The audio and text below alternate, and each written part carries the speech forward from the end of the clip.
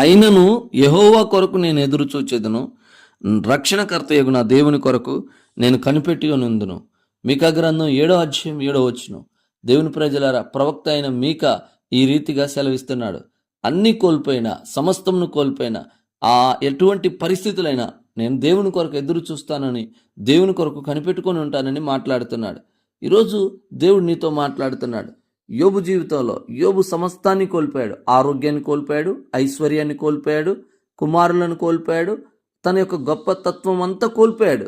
భార్య కూడా చివరికి నీ దేవుని దూషించి మరణం కారాదు అంటూ అతన్ని హేళనగా మాట్లాడింది. స్నేహితులు వచ్చాడు, స్నేహితులు కూడా అతన్ని తక్కువ చేసి మాట్లాడారు, అతన్ని నిందించారు.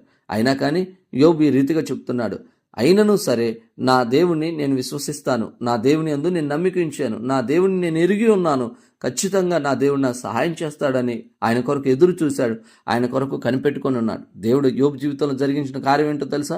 యోబుని రెండొంతలుగా దీవెనకరంగా, ఆశీర్వాదకరంగా మార్చాడు. ఈరోజు నువ్వు కూడా ఈ రీతిగా చెప్పగలిగినట్లయితే, నీ జీవితంలో వస్తున్న ఈ పోరాటాలను బట్టి నువ్వు అనుకుంటున్నావు కదా, నాకెందుకు ఈ కష్టాలు, నాకెందుకు ఈ బాధలు, నాకెందుకు ఈ అనారోగ్యం, నాకెందుకు ఈ పోరాటాలు అంటూ నువ్వు మాటి మాటికి ఇలా ఎదురు చూస్తూ ఉన్నావు కదా, నువ్వు కనిపెట్టుకొని ఉంటున్నావు. అయినా కానీ ఇవన్నీ నీ జీవితంలోకి వస్తున్నా కానీ నువ్వు కనిపెట్టుకొని ఉంటున్నావు. నువ్వు ఎదురు చూడటం, నువ్వు కనిపెట్టుకొని ఉండటం మనుషులు చూడకపోవచ్చు. ఒకవేళ మనుషుల దృష్టిలో అది హేళనగా లేదా నవ్వులాటగా అనిపించవచ్చేమో, కానీ దేవుడి దృష్టిలో దానిని దేవుడు గొప్పగా ఎంచుతాడు.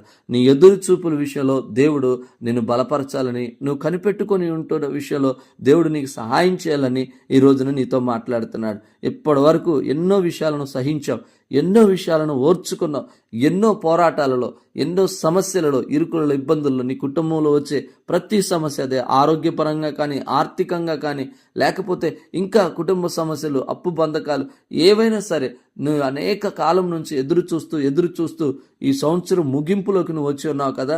దేవుడు అంటున్నాడు, నేను నీ ఎదురు చూపుని ఆయన తక్కువ చూసేవాడు కాదు. ఆయన నీ యొక్క కనిపెట్టుకుని ఉండుట ఆయన లెక్కించలేని స్థితిలో లేడు. ఆయన నీ ఎదురు చూపుని ఆయన ఎంతో గౌరవంగా చూస్తున్నాడు. నీవు ఆయన కొరకు కనిపెట్టుకుండుట ఆయన ఎంతో విలువగా భావించి ఈరోజు నీతో మాట్లాడుతున్నాడు. నువ్వు ఇలా చెప్పు, అయినా నా దేవుని కొరకు నేను ఎదురు చూస్తాను, ఎందుకంటే నా దేవుడు నా సహాయకుడు.